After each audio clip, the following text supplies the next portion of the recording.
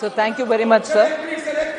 Thank you for giving me this opportunity to make my opening remarks regarding the white paper.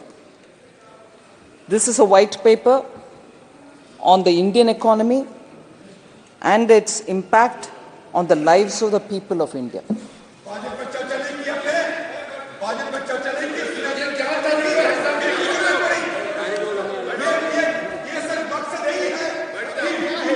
Sir, माननीय मंत्री जी, white paper has been laid on the table by a government which, after 10 full years of pulling out an Indian economy which was in a state of fragile 5 to reach the stage of top 5 economy and on the verge of reaching top 3 position.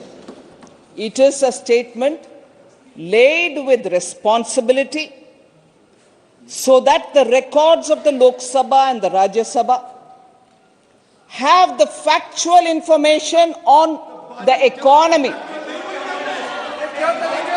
And that record shall be a record for our posterity, for our future, for entire India's youth, so that they know what effort it took for a Prime Minister with a vision to restore India to its glory. And in the last 10 years, that is exactly what has happened. And because it's my opening statement, and because there shall be a discussion in the House, I shall speak more elaborately in my reply in the evening. But I would like to state a few facts to start the debate, to put some facts again before the debate commences. Sir, in the past 2 decades, in fact, in the past 2 decades, so happens that it is the first 2 decades of this millennium. And there are strange coincidences. Strange coincidences which are comparable. Both the decades suffered because of some serious global crisis. They are stark stories of how, when you have a crisis, and how a government with a feeling of the nation will have to pull the economy up in spite of it getting affected by such a stark, very difficult, challenging crisis.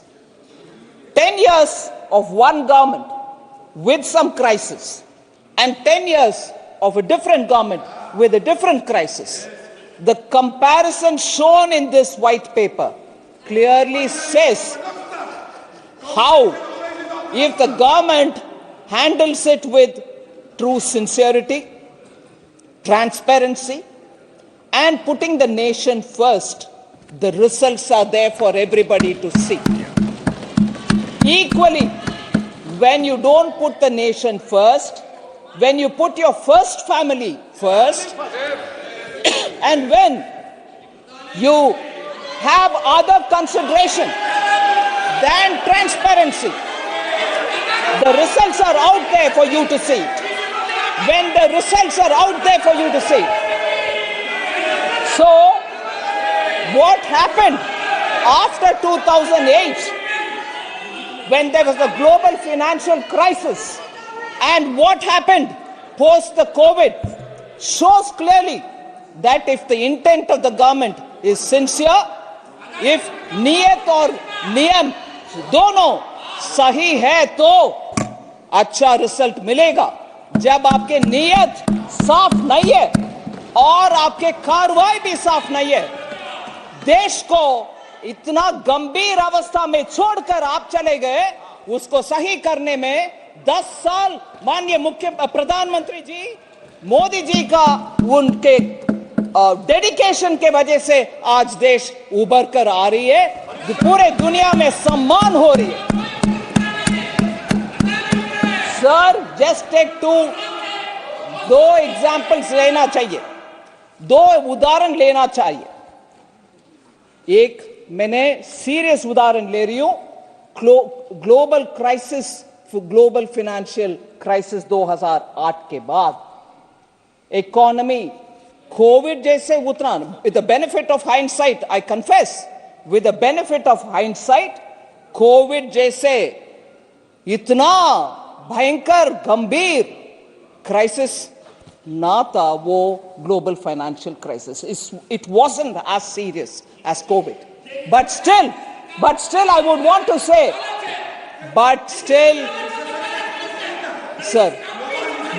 I want to say that it was a crisis and a government should have handled it with sincerity, transparency.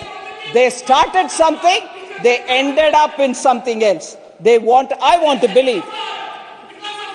Sir, this kind of a running commentary doesn't help anybody.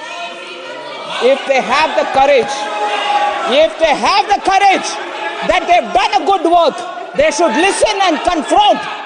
If they have the courage, they should listen and reply. If they have the courage, they should listen to what I'm saying and respond. They don't want to listen. उनको सुनने में क्षमता नहीं है, सुनने का ताकत नहीं है, इसीलिए ऐसे बात नहीं करने दे रहे. फिर भी मैं छोड़ूंगी नहीं, मैं बात करूंगी. सर, ग्लोबल फाइनेंशियल क्राइसिस को हैंडल ना कर सका, आजकल लेक्चर दे रहे हैं कि कैसे हैंडल करना है. मैं बोल रही हूं सर, ग्लोबल फाइनेंशियल क्राइसिस उस समय भारत के इंटरेस्ट को प्रोटेक्ट करने के लिए क्या क्या करना चाहिए वो कुछ नहीं कहा, कुछ नहीं किया, मगर उसके बाद भी स्कैंडल के ऊपर स्कैंडल चलते रहे और उससे देश को ऐसे गंभीर अवस्था में खड़े रखे चले गए. भगवान जाने अगर वो कंटिन्यू करते इस देश का हालत आज क्या होता. Sir, that is one story of global financial crisis के बाद सरकार ने भारत देश को कैसे बचाया. नहीं बचाया, मगर कोविड के बाद माननीय मोदी जी ने इस देश का कैसे संभाला, वैक्सीन सबको मुफ्त में दिला दिया और देश को प्रोटेक्ट किया, वो कैसे हुआ.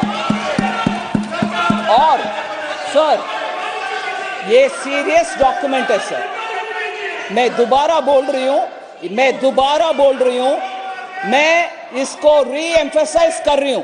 ये सीरियस डॉक्यूमेंट है, इसमें सीरियस विषय है, इसको गंभीरता से ले.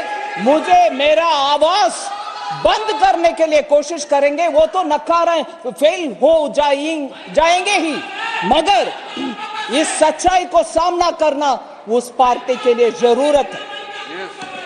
Global financial crisis versus Covid मैंने बोल दिया, डिटेल में भी बोलूंगी शाम को, मगर एक दूसरा एग्जांपल लीजिए. इस देश में 12 दिन का दिल्ली में ही होने वाले कॉमनवेल्थ गेम्स का हालात क्या हुआ जी. पूरे दुनिया जानता, पूरा दुनिया देखा. टॉयलेट नहीं बन पाए, फ्लैट्स नहीं बन पाए, गेम्स विलेज नहीं बन पाए, करोड़ों रुपया का घोटाला हुआ और उसके बाद उसका विपरीत देखिए. कॉमनवेल्थ गेम्स का इतना फ्लॉप शो हुआ, भारत का बदनाम हुआ पूरे दुनिया में. दिल्ली में ही 12 दिन का कार्यक्रम, उसमें कॉमनवेल्थ गेम्स के द्वारा पूरे देश में बदनाम हुआ, पूरे विदेश में बदनाम हुआ हमारा. मगर आज देखिए G20 60 प्लेसेस में पूरे भारत देश में, किसी एक स्टेट को छोड़ा नहीं. आप भी करो भैया, आप भी होस्ट करो, आपके चीफ मिनिस्टर भी उसमें बैठ जाओ, और आपके लोकल प्रोडक्ट्स का भी उन विदेशी मेहमानों को दिखाओ, आपके टूरिज्म बढ़ाओ। ये सब करके पूरे देश को साथ लेकर के G20 को इतना शानदार तरीके से चलाया मोदी जी ने। देश का सम्मान विदेश में बढ़ा है, ना कि बर्बाद हुआ।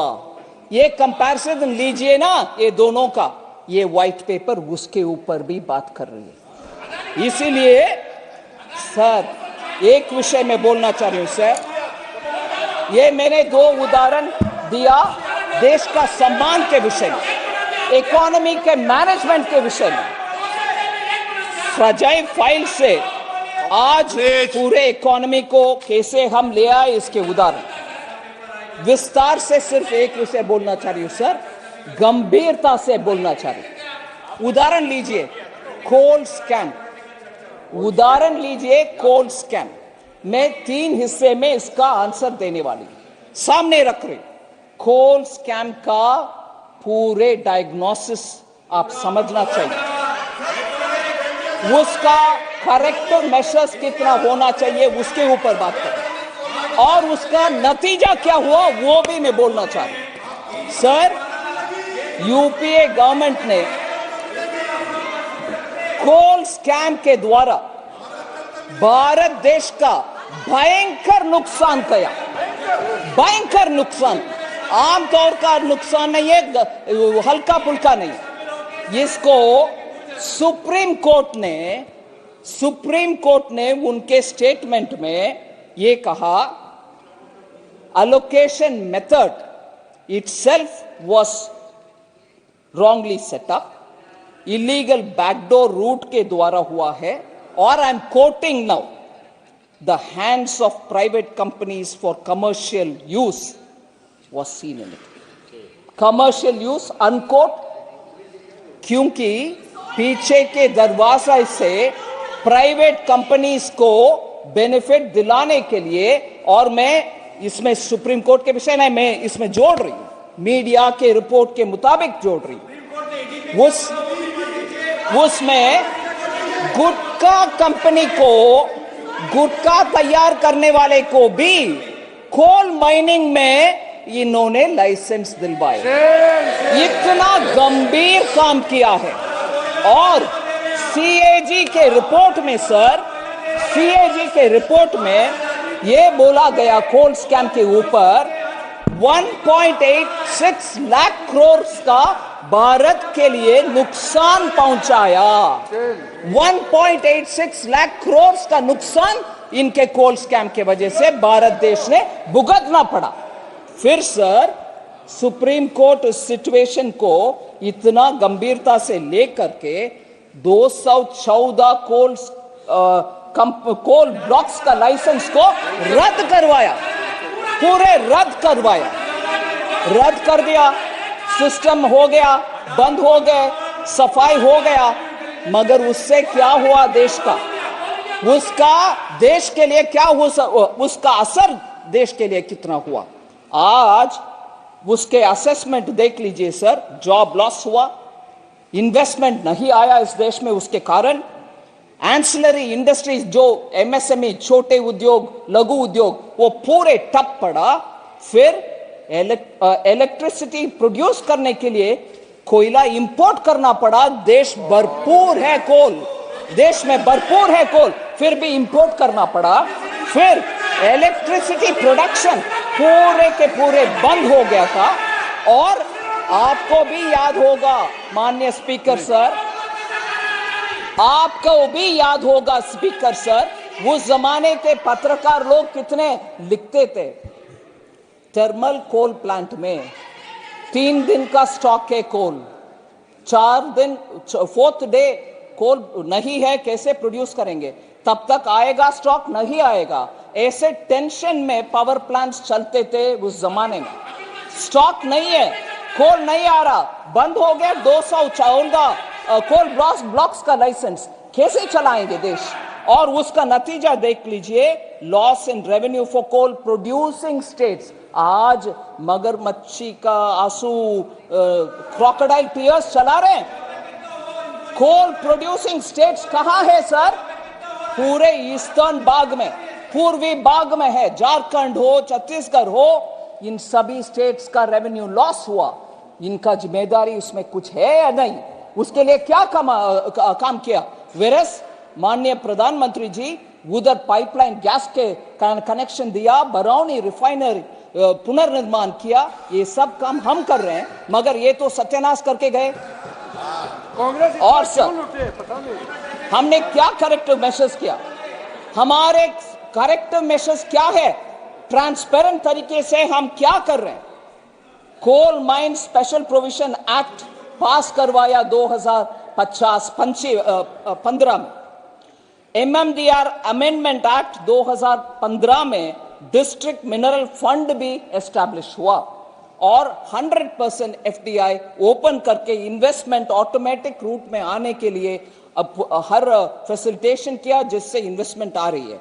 फिर सर कमर्शियल कोल माइनिंग, क्योंकि भारत देश आत्मनिर्भर रहना है, इसीलिए कोल माइनिंग कमर्शियली करने के लिए ओपन पॉलिसी के द्वारा करवाया और 9 ट्रांचेस सर, 9 ट्रांचेस उस पॉलिसी के तहत ऑक्शन में 2020 से 9 ट्रांचेस 9 बार ऑक्शन में कोल ब्लॉक्स का अलोकेशन हुआ, ना कि पीछे के दरवाजे से मेरा भाई, मेरा भतीजा, मेरा बहन, मेरा फाइलमा को नहीं दिया।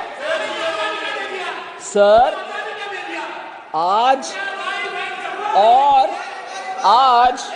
ये हमको क्रोनी कैपिटलिज्म पे ज्ञान देते हैं, क्रोनी कैपिटलिज्म के ऊपर ये ज्ञान देते हैं। हमें ये भी सोचना चाहिए सर, आपने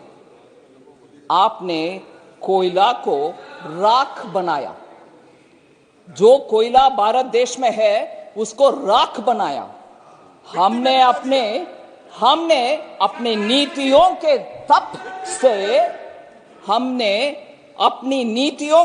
तप से कोयले को हीरा बना दिया।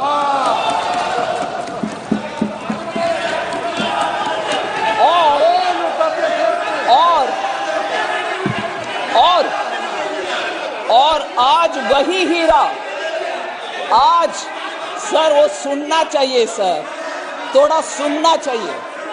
सुनिए, मैं इंग्लिश में भी बोल रही हूँ, हिंदी में भी बोल रही हूँ। सुनिए, वो आपको अच्छा होगा। सुनिए, मेरा हिंदी भी एंटरटेनिंग है, थोड़ा सुनो। मेरा हिंदी भी थोड़ा एंटरटेनिंग है, हल्का सा ब्रेक भी लो। सर आज वही हीरा जो कोयला से, हमारे तप से वही हीरा जो हुआ है कोयला से, आज वही हीरा खनिज क्षेत्र में डिस्ट्रिक्ट मिनरल फाउंडेशन के रूप में अपनी चमक फैला रहा है। डिस्ट्रिक्ट मिनरल फंड का कहानी मैं बोलने वाली हूं सर। डिस्ट्रिक्ट मिनरल फंड जो हमारे कानून से एस्टैब्लिश हुआ और पहले कोई सोचा नहीं था उसके ऊपर। डिस्ट्रिक्ट मिनरल फंड से 84,900 करोड़ कलेक्शन हुआ है सभी स्टेट्स में, केंद्र सरकार का नहीं, सभी स्टेट्स में। डिस्ट्रिक्ट में रहता है वो, और उसके कारण बहुत सारे एस्पिरेशनल डिस्ट्रिक्ट्स भी और ब्लॉक्स भी उसके कारण आज बेहतरी और बेटर टाइम्स देख रहे हैं। डिस्ट्रिक्ट मिनरल फंड का कलेक्शन का जानकारी मैं देना चाहती हूं सर, क्योंकि हमारे सरकार के द्वारा हुआ है वो पब्लिक के लिए हुआ, आम जनता के लिए हुआ, आदिवासी वनवासी क्षेत्र में हुआ, उस जनता को उससे फायदा हो रही है, इसीलिए मैं बोल रही हूं। छत्तीसगढ़ में 12,000 crore DMF district mineral fund का कलेक्शन हुआ है। झारखंड में 11,600 करोड़ का कलेक्शन हुआ है। कर्नाटका में जहां पैसा नहीं जाता है हमारे यहां से, कर्नाटका में 4,467 करोड़ कलेक्शन हुआ है। ओडिशा में 24,600 करोड़ का कलेक्शन हुआ है। राजस्थान में 8,730 करोड़ का कलेक्शन हुआ है और मेघालय जैसे नॉर्थ ईस्टर्न स्टेट में 90 करोड़ का कलेक्शन भी हुआ है। सर माइक अभी ठीक है। डिस्ट्रिक्ट मिनरल फंड का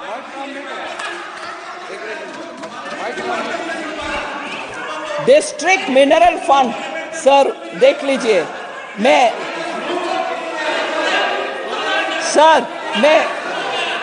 खुशी से बोल रही हूं सर, मैं आनंद से एक विषय बोलती हूं। एक मिनट, माइक काम नहीं। चालू हो गया। माननीय सदस्यगण, आपके माननीय सदस्य और आपके कई माननीय सदस्य इस पे विचार रखेंगे। माननीय वित्त मंत्री जी अपना विचार रखें, आप अपना विचार रखें, देश तय करेगा माननीय वित्त मंत्री जी। Thank you sir.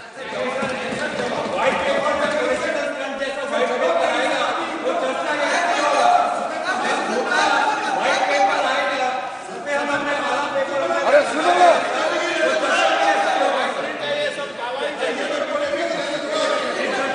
सर ये डिस्ट्रिक्ट मिनरल फंड का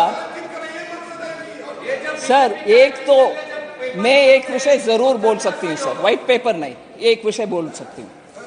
कभी भी कांग्रेस विपक्ष में जब बैठे हैं प्रश्न 1000 उठाते हैं, हम क्षमता से सब्र रख के सुनते हैं, मगर जब हम खड़े होते हैं जवाब देने के लिए वो या तो भाग लेते हैं वॉकआउट करके, नहीं तो इधर बैठ करके हल्ला करते हैं। They don't have the courtesy to hear replies. I challenge them. If they have the courage, let them sit down here and reply me. बैठ करके जवाब दो, सुनने के बाद जवाब दो, डिस्टर्ब ना करो, डिस्टर्ब ना करो। और वरिष्ठ युवा और फ्यूचर को बहुत बढ़िया बनाने के लिए जितना पोटेंशियल लोग में है, वो लोग भी ऐसे रोल बनाते हैं अपने आप को कि चिल्लाते रहो, महिला हो, पुरुष हो, प्राइम मिनिस्टर हो, कोई और हो, चिल्लाते रहो, क्योंकि सच्चाई आ रहा है इधर से, सच्चाई हम बोल रहे हैं, सुनेंगे नहीं। ठीक है, मैं बोलती हूं अभी DMF डिस्ट्रिक्ट मिनरल फंड, ये तरीका है। आपको मौका मिलेगा, प्लीज बैठिए, प्लीज बैठिए। वित्त मंत्री जी। सर झूठ अनपार्लियामेंट्री है सर, वो तो कम से कम करेक्ट करने दीजिए। झूठ अनपार्लियामेंट्री है सर, करेक्ट करने के लिए बोलिए।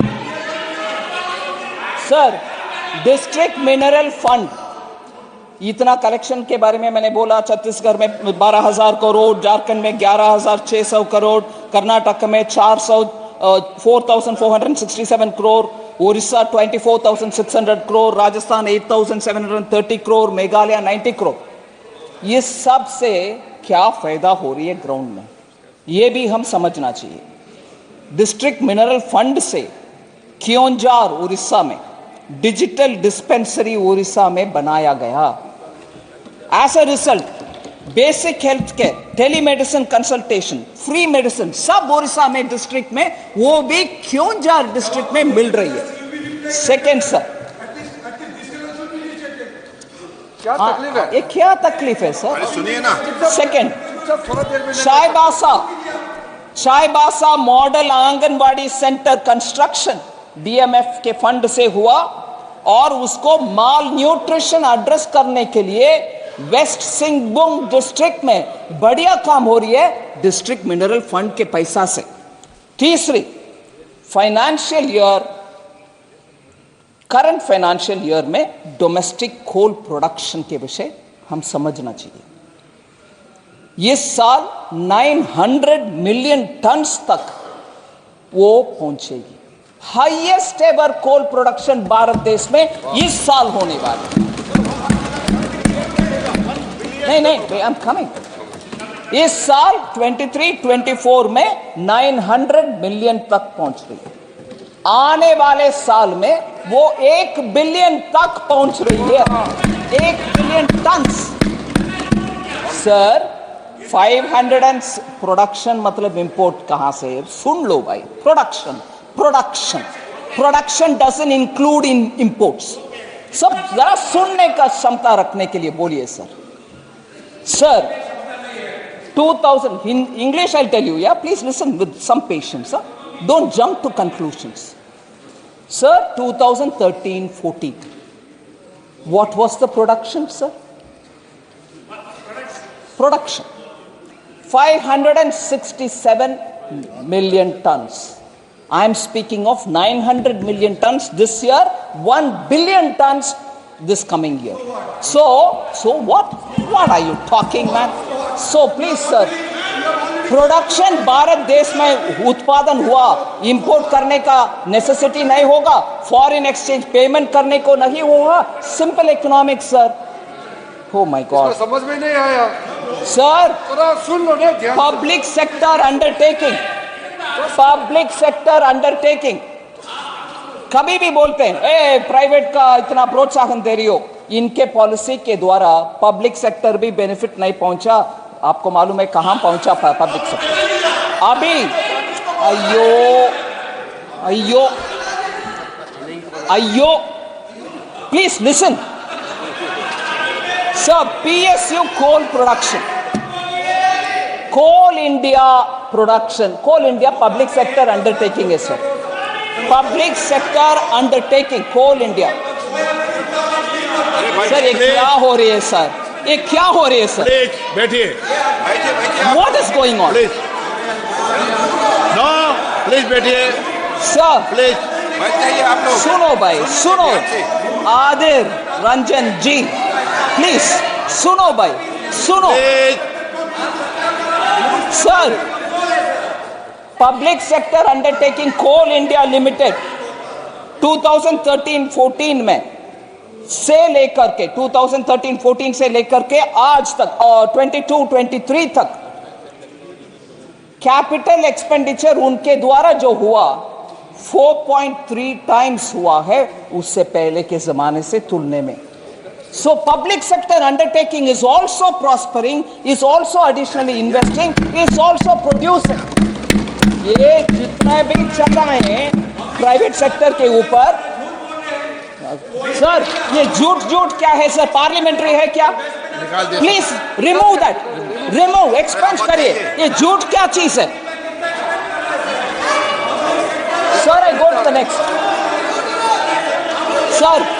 आप लोग दूसरा एक और एग्जाम्पल करती हूं सर।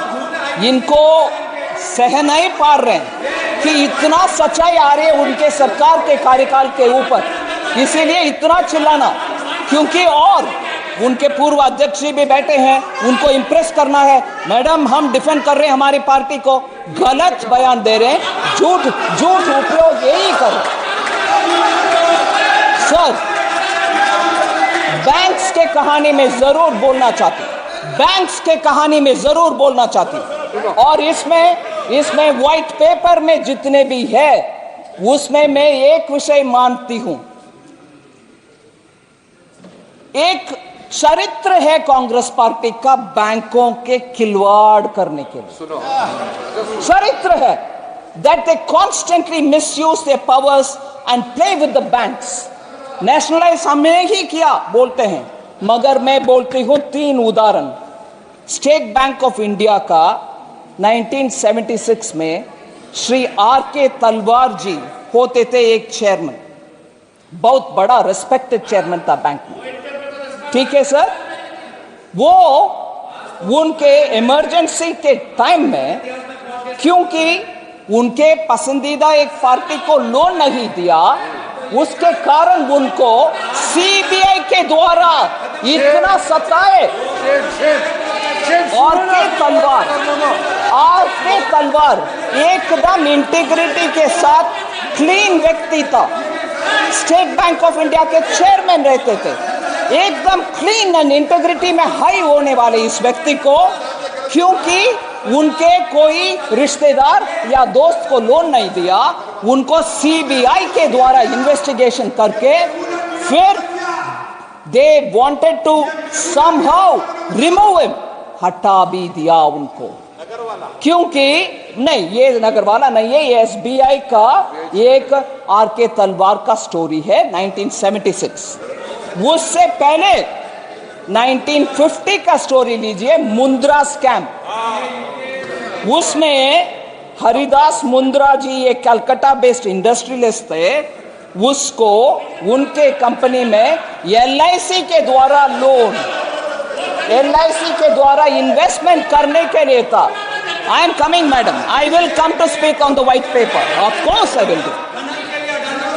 ठीक है सर, एलआईसी इन्वेस्टमेंट कमेटी को इन्फ्लुएंस करके तब के 1950 में 1.26 करोड़ शेयर्स, वो डूबरा कंपनी, डूबने वाले कंपनी में एलआईसी के पैसा 1.26 करोड़ डलवा दिया। उसके कारण जब वो स्कैम बाहर आया, उस समय के फाइनेंस मिनिस्टर को बलि का बकरा बना करके हटा दिया, टी कृष्णमाचार्य जी को बलि का बकरा हुआ वो फाइनेंस मिनिस्टर। ठीक है जी। और उस ये चरित्र हम मन में रखना चाहिए, ये चरित्र कांग्रेस पार्टी का हम मन में रखना चाहिए। फिर मैं बोल रही हूं सर, 2004 से लेकर 14 तक फोन बैंकिंग जो व्हाइट पेपर में बाग है उसमें अंग है, ये बाकी सब नहीं है। व्हाइट पेपर के ऊपर बात करने के लिए रिक्वेस्ट आ रही है, मैं बात कर रही हूं व्हाइट पेपर में। फोन बैंकिंग के ऊपर, फोन घुमाओ लोन पाओ, यही था एडवर्टाइजमेंट यूपीए का। पेपर में नहीं आया, मगर फोन घुमाओ लोन पाओ, वही हुआ उस समय। सिफारिशों के सौगात से ही एनपीए संकट शुरू हुआ।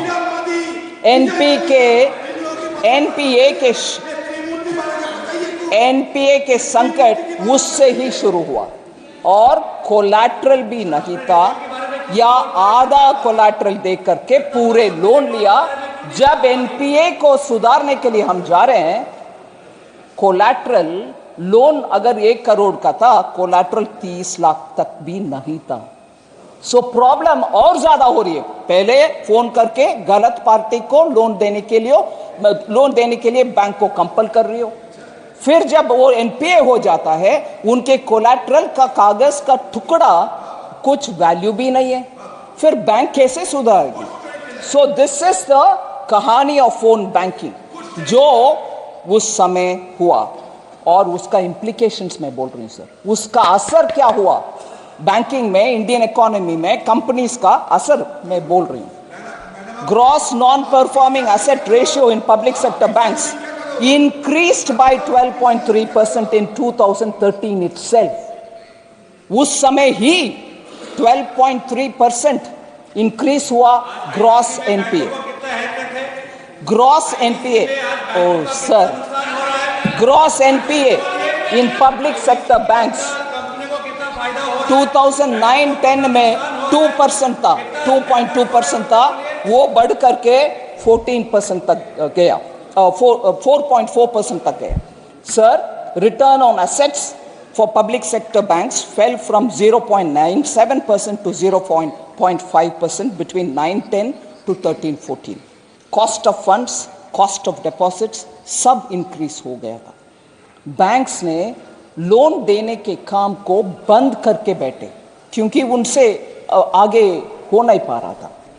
No recognition of bad loans हो गया, आपको उसी समय पता चला, मगर बैंक बैड लोन को रिकग्नाइज तक नहीं किया, और एवरग्रीनिंग भी हुआ। या but I have to set the context माननीय मंत्री जी। सो मार्च 2014 the top 200 companies, this is absolutely important, top 200 companies,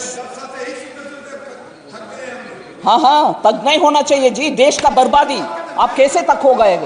sir, top 200 companies मार्च 2014 में, top 200 companies with an interest coverage ratio of less than 1 owed banks, ये भी important data है sir, top Please. 200 please बैठिए। बेटा आप बोलते रहिए, वो मत वैसे।